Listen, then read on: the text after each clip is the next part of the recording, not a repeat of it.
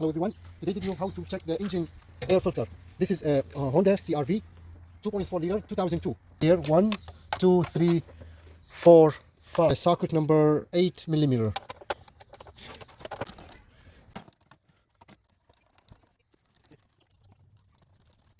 Clamp this hose so it'll be easy to remove. This one like that. Then we pull this a little bit like that, and then we have an access to this air filter. It's kind of very dirty. Yeah, this is the original oil filter, and I'm gonna try to wash it. 5 minutes spent washing it. Wash it. Here's a, see inside there's a model.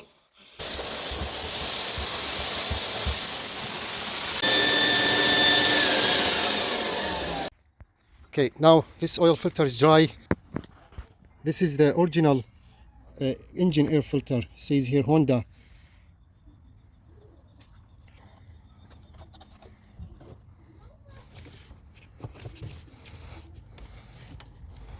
Just like that.